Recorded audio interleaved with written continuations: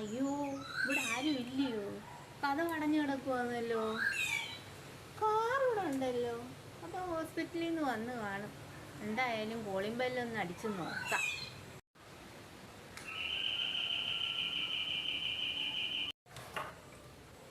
അല്ല, ആര്? പാറുമ്മയോ? പാറുമ്മ ഇങ്ങോട്ടൊന്നും കാണാനേ ഇല്ലല്ലോ. എന്ത് പറ്റിയപ്പോൾ ഇങ്ങോട്ട് വരാന്?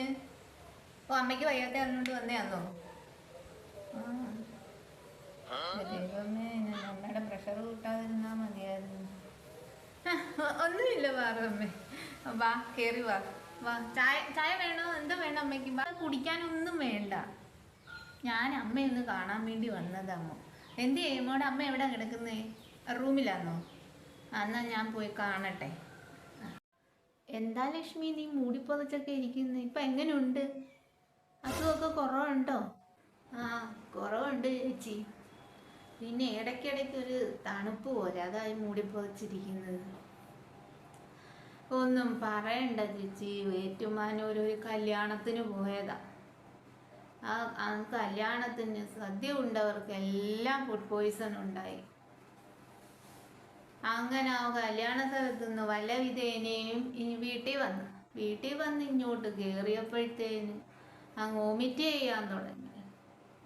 പിന്നെ എല്ലാ പിള്ളേരും എല്ലാം കൂടെ എന്നെ ഹോസ്പിറ്റലിൽ കൊണ്ടുപോയി അവിടെ ഒരാഴ്ച അഡ്മിറ്റ് ആക്കിയിട്ടുണ്ട്. ആദ്യമൊന്നും എന്തോ അസുഖമൊന്നും കണ്ടുപിടിച്ചില്ല, എന്തൊക്കെ ചെയ്തിട്ടും കുറഞ്ഞില്ല. പിന്നെ ഇന്നലെ ഡോക്ടർ പറഞ്ഞ ബ്ലഡ് കൾച്ചർ ചെയ്ത് നോക്കാൻ.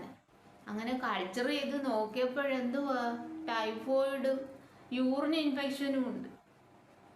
അയ്യോ, ഒന്നും പറയണ്ട. പിന്നെ ഇഞ്ചക്ഷനും മരുന്നും ഒക്കെ ചെയ്ത് ഇപ്പം കുറവുണ്ട്, ആശ്വാസമുണ്ട്. അപ്പം BP കൂടെ ഉണ്ട്. ആണോ? ഫുഡ് പോയ്സൺ ആയിരുന്നോ നിനക്ക്? ദൈവമേ, രക്ഷപ്പെട്ടത് മഹാഭാഗ്യം. പിന്നെ എൻ്റെ ഒരു ബന്ധുവിന് ഇതുപോലെ ഫുഡ് പോയ്സൺ ഉണ്ടായി. ഹോസ്പിറ്റലിലൊക്കെ അഡ്മിറ്റൊക്കെ ആയിരുന്നു. അത് കഴിഞ്ഞ് ചികിത്സയെല്ലാം കഴിഞ്ഞ് വീട്ടിൽ വന്ന് 3-ാമത്തെ ദിവസം അങ്ങ് മരിച്ചു. ഒരു ശ്വാസം മുട്ടൽ പോലെ വന്നത്, അതോടെ തീർന്നു. മരിച്ചോ? കേട്ടോ, നീ പേടിക്കൊന്നും വേണ്ട കേട്ടോ. നിനക്ക് അങ്ങനെയൊന്നും വരുത്തൊന്നുമില്ല. ഞാൻ അങ്ങനെ വരുമെന്ന് ഉദ്ദേശിച്ച് പറഞ്ഞതും അല്ല കേട്ടോ. നിന്നെ ഒന്ന് സമാധാനിപ്പിക്കാൻ വേണ്ടി പറഞ്ഞതാ. നീ പേടിക്കണ്ട കേട്ടോ. നിന്റെ അസുഖം എല്ലാം മാറി. അയ്യോ, എനിക്ക് ശ്വാസം മുട്ടല പോലെ. ഓ, തല കറങ്ങുന്നു. അയ്യോ, എനിക്ക് വയ്യ.